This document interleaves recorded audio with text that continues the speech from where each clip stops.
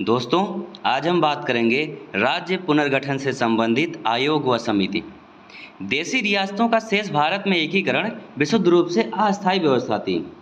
इस देश के विभिन्न भागों से, विशेष रूप से दक्षिण से, ये मांग उठने लगी कि राज्यों का भाषा के आधार पर पुनर्गठन हो। फिर जून 1948 में भारत सरकार ने न्यायमूर्ति एस.के. धर की अध्यक्षता में भाषाई प्रांत आयोग की नियुक्ति की, जिसे एस.के. धर आयोग कहा जाता है, जिसमें कुल 4 सदस्य थे। एस.के. धर आयोग ने अपनी रिपोर्ट दिसंबर 1948 में पेश की, जिसमें कहा कि राज्यों का पुनर्गठन भाषाई आधार पर न होकर प्रशासनिक सुविधा के आधार पर होनी चाहिए। लेकिन इससे इतना अत्यधिक असंतोष फैल गया, जिसके परिणामस्वरूप कांग्रेस सरकार ने दिसंबर 1948 में एक अन्य भाषाई प्रांत समिति का गठन किया, जिसमें जवाहरलाल नेहरू, वल्लभ भाई पटेल, पट्टाभी सीतारमैया शामिल थे, जिसे जेवीपी समिति कहा जाता था। जेवीपी समिति ने अपनी रिपोर्ट अप्रैल 1949 में पेश की और इस बात को औपचारिक रूप से अस्वीकार किया कि राज्यों के पुनर्गठन का आधार भाषा होनी चाहिए।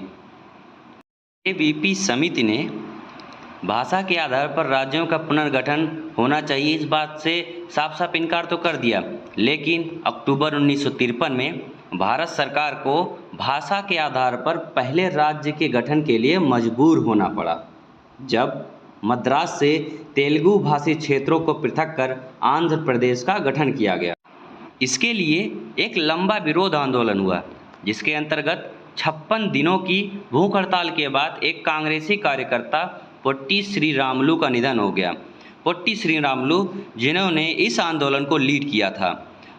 आंध्र प्रदेश का गठन होने के बाद उसकी राजधानी कर्नूल बनाई गई और यह भाषाई आधार पर गठित होने वाला पहला राज्य था।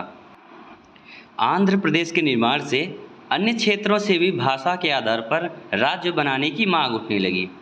इसके कारण भारत सरकार को दिसंबर 1953 में एक 3 सदस्यीय राज्य पुनर्गठन आयोग फजल अली की अध्यक्षता में गठित करने के लिए विवश होना पड़ा।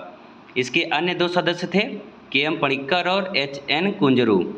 इन्होंने अपनी रिपोर्ट 1955 में पेश की और इस बात को व्यापक रूप से स्वीकार किया कि राज्यों के पुनर्गठन में भाषा को मुख्य आधार बनाया जाना चाहिए। लेकिन इसने एक राज्य एक भाषा के सिद्धांत को अस्वीकार कर दिया। इनका कहना था कि किसी भी राजनीतिक इकाई के पुनर्निर्धारण में भारत की एकता को प्रमुखता दी जानी चाहिए, न कि भाषा को। राज्य पुनर्गठन योजना के लिए 4 बड़े कारकों की पहचान की। पहला, देश की एकता और सुरक्षा के अनुरक्षण और संरक्षण।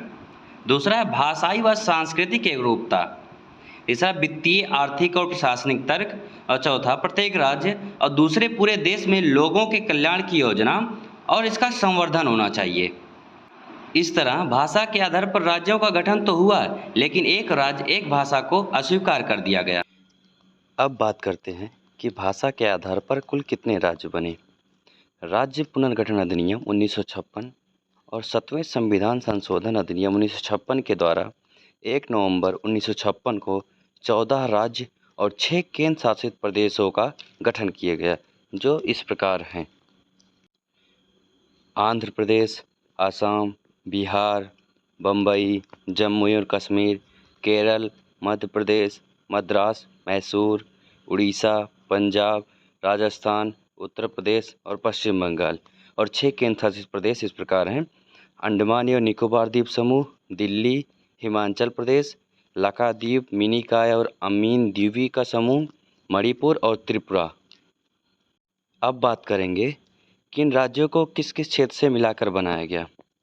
राज्य पुनर्गठन अधिनियम 1956 द्वारा कोचीन राज्य के त्रावणकोर तथा मद्रास राज्य के मालाबार तथा दक्षिण कन्नड़ के कसरगोडे को मिलाकर एक नया राज्य केरल स्थापित किया गया। इस अधिनियम ने हैदराबाद राज्य के तेलुगु भाषी क्षेत्रों को आंध्र राज्य में मिलाकर एक नए राज्य आंध्र प्रदेश की स्थापना की। उसी प्रकार मध्य भारत राज्य, विंध्य प्रदेश राज्य और भोपाल राज्य को मिलाकर मध्य प्रदेश राज्य का सृजन हुआ। पुनः इसने सौराष्ट्र और कच्छ राज्य को बॉम्बे राज्य में, कुर्ग राज्य को मैसूर राज्य में, पटियाला एवं पूर्वी पंजाब को पंजाब राज्य तथा अजमेर राज्य को राजस्थान में विलयित कर दिया। इसके अलावा इस अधिनियम द्वारा नए संघ शासित प्रदेश लक्षद्वीप, मिनिकॉय तथा अमीन द्वीपों को सृजन मद्रास राज्य से काटकर किया। अब बात करेंगे कि 1956 के बाद कौन कौन से राज्य बनाए गए। आंध्र प्रदेश, गुजरात, महाराष्ट्र, नागालैंड, हरियाणा, हिमाचल प्रदेश, मेघालय, मणिपुर, त्रिपुरा, सिक्किम, गोवा, अरुणाचल प्रदेश, मिजोरम। जैसा कि महाराष्ट्र और गुजरात को बम्बई राज्य से दोनों को अलग अलग करके गुजराती क्षेत्र भाषा बोलने वाले को गुजरात और मराठी क्षेत्र को महाराष्ट्र बनाया गया।